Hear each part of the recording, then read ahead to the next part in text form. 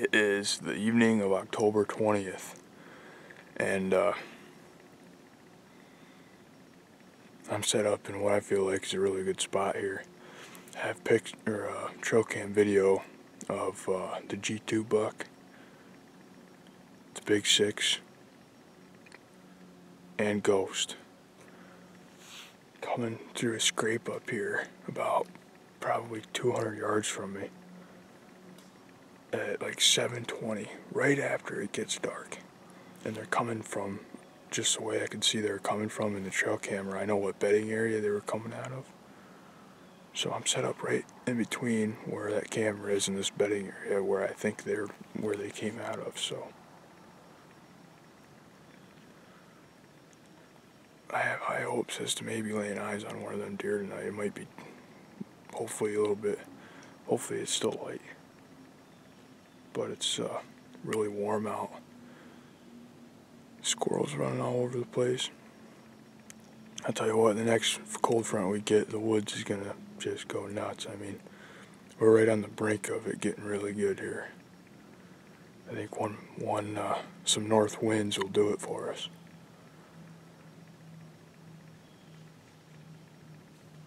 I got some deer jerky from that doe I shot the other day right here in my bag, so I'm going to sit back, relax, and munch on some jerky. I'm just going to close this out now.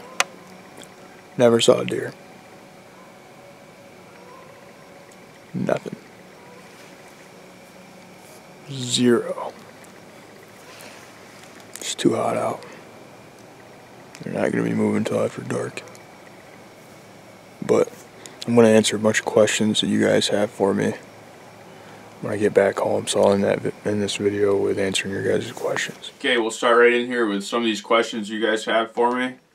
We're going to start with Mark Miles. He said, can you show the field dress and also a video on skinning and butchering the deer? He said that would be cool to see, and yeah, that'd be no problem. I can definitely do that with a future deer that I harvest. And then he asked what it looked like when I opened her up, talking about that last recurve doe I shot.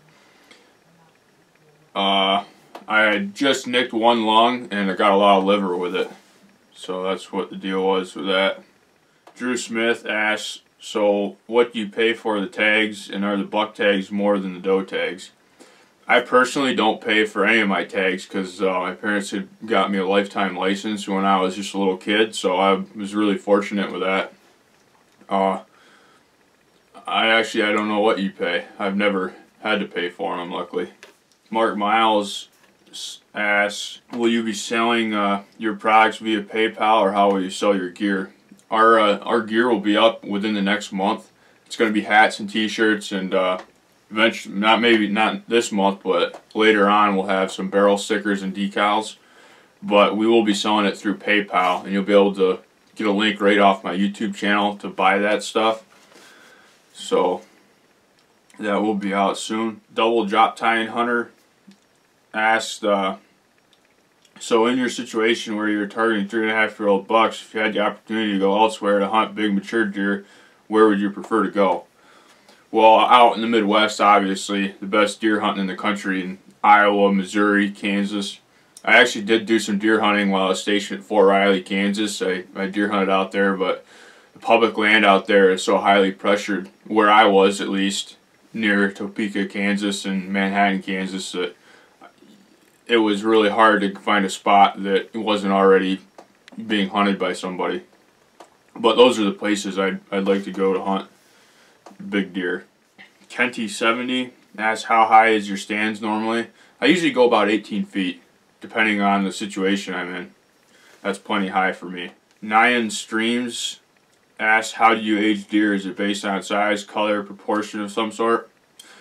Around here, you can age them just by the size of the deer and how his back sways, and if he's got a big swaying belly, and then his antler size. It's really easy to tell a 1.5 old and a 2.5-year-old deer. This is 2.5-year-old right here, and when you get 3.5, the deer has more of a flat back, and he's got heavier antlers than a 2.5-year-old. Then when you get up to 4.5, that back starts to sway a little bit, and you start seeing more of a belly on the deer, and less of a neck. You know, their neck kind of goes straight down to their brisket instead of a pronounced neck. So there's other ways to tell, but that's on the hoof. At least that's one of the easier ways. When you actually harvest the animal, you can tell by looking at the teeth, and I can do a video on that later on at some point. Joshua Knight asked, what kind of broadheads do you shoot? In my recurve, I shoot 150 grain wasp, and with my compound, I'm shooting the Rage expandables. Mason Skogman asked, where do you get the seed for your food plots? My brother actually orders it right through Biologic. He gets a military discount on it, so he orders it, and then I get it all planted and stuff. Which you guys will see more of him here soon. He'll get home from his deployment at the end of this month, the end of October, so he'll be in the woods hunting with me in the beginning of November, so you guys will be seeing him again. He's the guy that shot Shorty last year, if you guys remember that video. GD Buck 280 Remington asks, do you guys have a scale and weigh your deer? We really don't weigh them. I mean, if we shoot an exceptionally large deer, we'll weigh it just for bragging rights, but otherwise we really don't get too in depth with weighing them. Ryan Plumtree asked if I can experiment with different smells on your GoPro, different scents, by putting different GoPros out and putting different scents on them and seeing what works the best. I can do that, but now that I'm more seriously hunting my hitless bucks, I'm kind of staying away from the... I'm sure you guys have noticed on my last couple videos I haven't really had any different angles with the GoPros. Just because I've seen what mature does do with them GoPros, they can pick them out and they can catch my scent off them. So I don't want to give, you know, a mature buck even the opportunity. So I haven't been putting GoPros out really lately. But eventually I can do something like that. Kelly Sellers asks, what's the instrumental that plays after your videos? It's called Thor's Hammer, and it is a monetizable music straight through YouTube. Danny Starlipper asks, Cliff, does Nebraska grow in shaded areas such as in the woods? If not, what do you recommend? Nebraska does not grow very good in really shaded areas. Nebraska needs a lot of sunlight, and it takes a lot of nutrients. You really need to slam your soil with fertilizer and especially lime if it's a spot that hasn't been tilled in the years past. You need to get that soil right, and I suggest doing a soil test so you know exactly what that soil needs. But in situations where you have a lot of shaded area, I would recommend just the clover. I mean, it's kind of, clover pretty much grows anywhere, and winter wheat grows really good in kind of crappy soil that's pretty shaded in. So those are a couple things I'd recommend. You could do some research and probably find even better things that you could plant in situations like that. Kirk Kent asked, what county do I hunt in New York? Chautauqua, in the very far corner of New York State. Mario Roberto asks, hey, can you do a video on your recurve setup and arrows? Just got one at yard sale and don't know what I need. Yeah, I can do that. It's pretty simple. There's really not much to it, but I can fill you in on that one of these videos. Hunting and Fish Nuts asks, another great show with recurve. She ran where she felt safe in the thick stuff. You were on a hot spot there, lots of deer traffic. The Leatherwoods guys have a great channel. And then he asks, are you coming to PA for Flintlock this season? Absolutely. I really enjoyed my Flintlock hunts from last year. Hopefully this year I'm a little more successful earlier on. Brandon the Man asked, please excuse me if this is a stupid question. I'm new to hunting. Why wait till dark to track her? Wouldn't it be easier to track her with some daylight?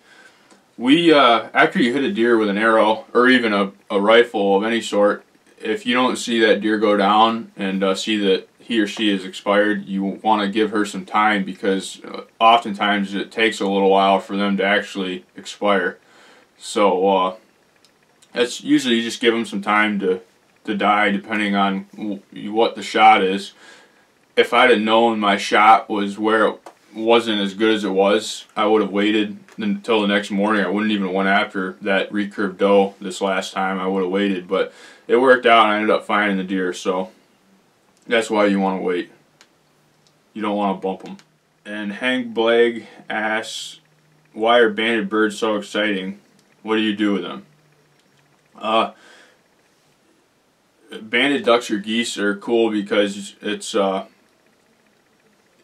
of a waterfowler's trophy, so to speak.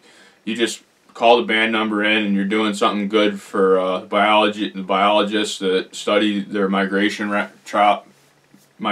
paths, and just something you just stick on your lanyard, and it's kind of a story. Each band's got its own story, and you kind of bullshit with your buddies about where each one came from and whatnot. So it's just kind of a trophy to a waterfowler. Voodoo asks, what drone are you using, by the way?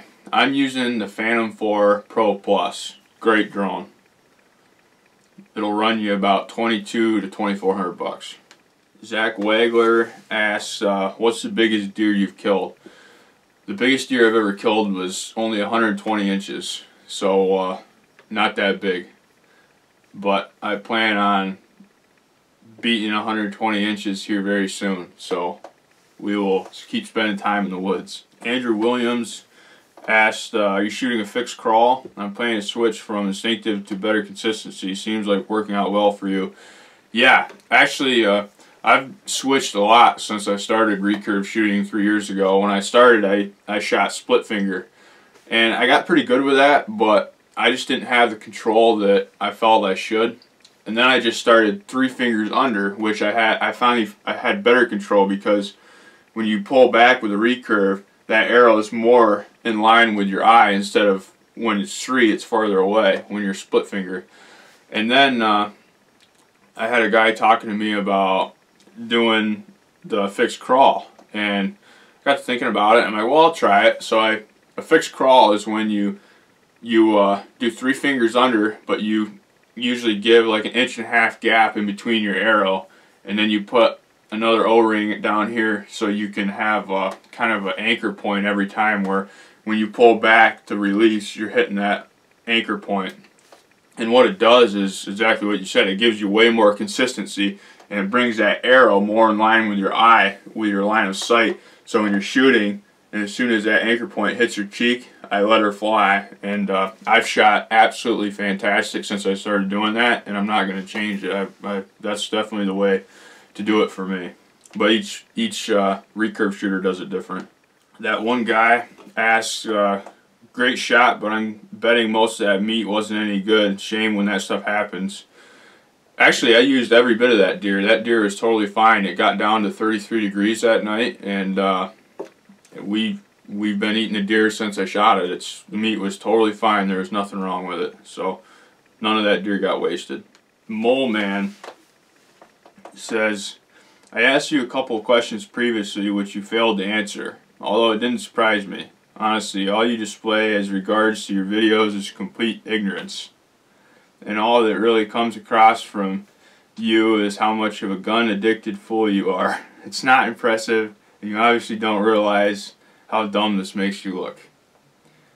Well, Mole Man, I'm sorry you feel that way, and I did not mean to offend you in any way with my videos, so I don't even know what to say to that, other than thanks for watching, and I feel bad that you feel that way, but I'm going to have a lot more videos coming, so continue to watch them if you want. But you live in America, and you didn't have to click on this video, and you don't have to click on any of my other ones, so thanks for watching. More to come soon. Russ117044 says, I love your channel, but ditch the effing YouTube stock music. It's stupid. Okay. I can do that, but unfortunately, with the music situation, everybody says, you know, you can find better music. All the music costs me money, so unless it's YouTube sponsored music that I can use and it's monetizable, I have to go out there and actually purchase music to use. So I don't make enough money as it is with YouTube now, and now that YouTube's cutting my earnings down because they're saying my content's too controversial. I'm not making hardly any money, so it's hard to even, you know, I can just not use music. If you guys don't want me to use music, comment below, and I'll just freaking take the music right out. Sorry. Zach Kennedy says, laugh out loud. Wow, how original. Kill 'em outdoors. Ah, what a generic ass no-brain name. I'm surprised they shot any with them calling the shots shooting in asses and elbows. Well, I'm sorry you don't like my name, Zach Kennedy, but I thought it worked out good for my channel, but obviously you don't think so. Once again, thanks for watching though. I'll have more coming soon, and you can check out more original Kill 'em Outdoors videos. That'll do it for the questions, but I have a huge thank you to Joe Busser. He gave me a big donation on my YouTube channel, and I'll read what he said on here. He said, "Hey Cliff, just finished watching the hit list video for the second time. I love your videos and content. Keep them coming. Good luck this season." You know, I really can't thank you enough, and as soon as I get shirts and hats in, I'm going to send you some shirts and hats and stickers or decals, and I'll send you a thank you letter.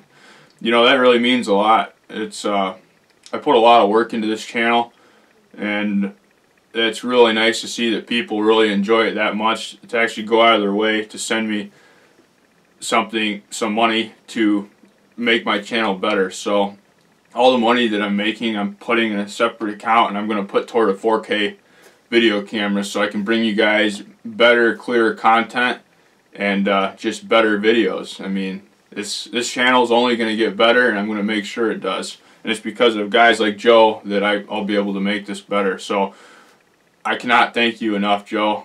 You're the man. Double thumbs up to you. So thanks for watching, guys, and obviously I'll be in the deer woods again very soon, and hopefully bring you some good content. Thanks for watching, everybody.